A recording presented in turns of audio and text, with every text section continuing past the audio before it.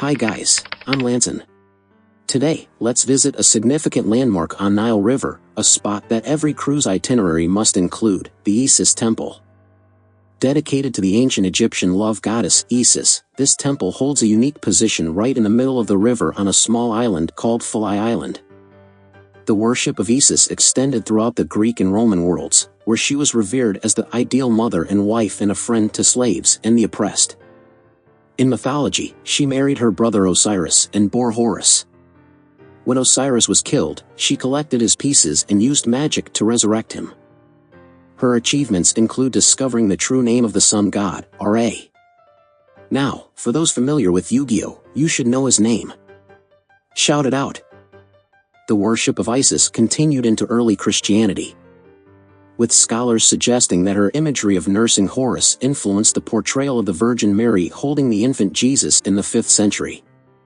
Many ancient writers visited Philae Island, believing it to be the burial place of Osiris.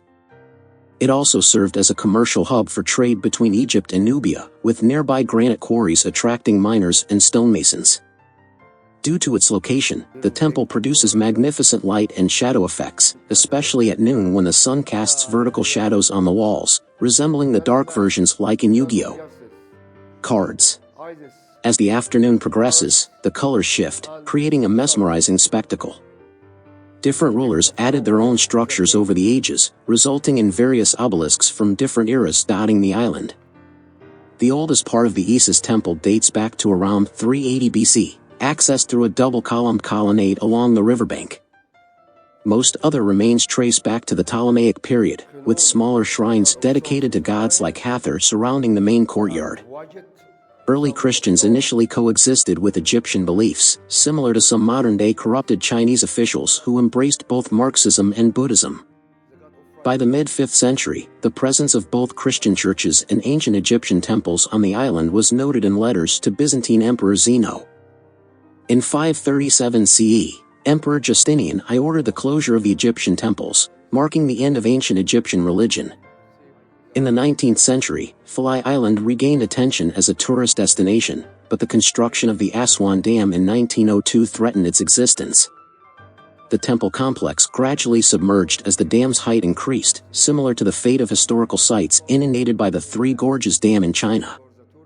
In the 1960s, a third of the island's buildings were submerged year-round. UNESCO initiated a project to rescue the structures, relocating them to a nearby island between 1977 and 1980.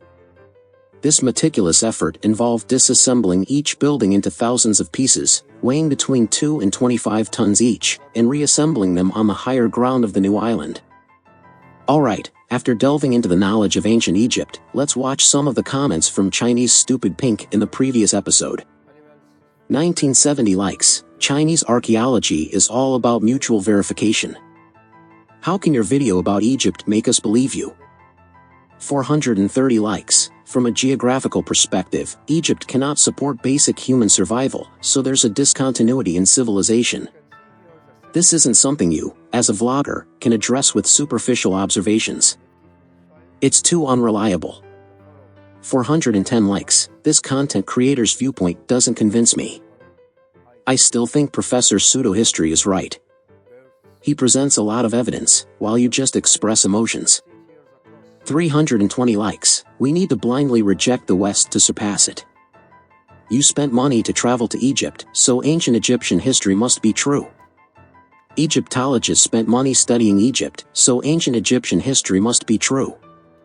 Chinese genuine artifacts are afraid of being damaged by air. Look at the Dunhuang murals. Does this fake Egyptian place in your video have any protections? Without the ability to judge authenticity, one cannot have correct cognition, let alone present convincing viewpoints, like this vlogger. 860 likes. I actually believe Aristotle is fake. That small amount of farmland couldn't support so many people. Crossing the Alps, what did they eat? No details. All made up. To be honest, there's really no need to travel thousands of miles. The information you acquire may not be correct, most likely superficial. Using travel to find the truth is the dumbest thing. What I get sitting in the well is more accurate. The pyramids are huge, but they only have a history of less than 200 years. That's already ancient for foreigners.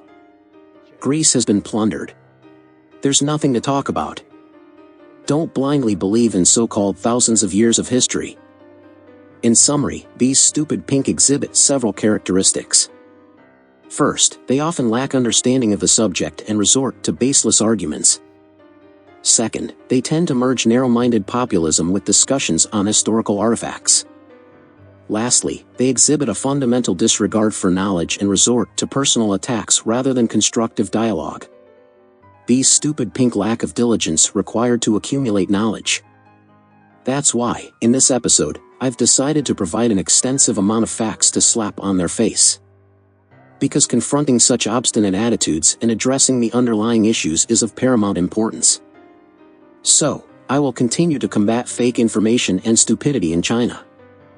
Because in the face of ignorance, knowledge is our most potent weapon. Isis, Horus, and okay, this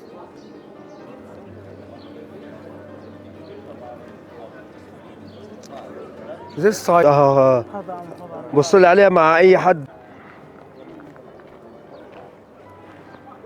فيها. But not completed. We can see the original block, okay, not polishing here.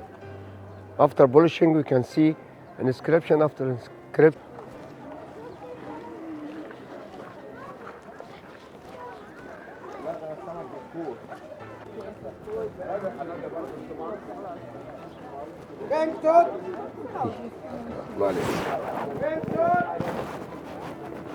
We can see the old plate. Here, come, please. انت بس عايز تصور وخلاص. انت فاكر ايه؟ Okay. And transfers to here because it's higher than other. You can see and two cobra. The temple of Philae. A few minutes over there in this area, not moving. خش على طول اللي هو الصالة دي بص اللي جوه.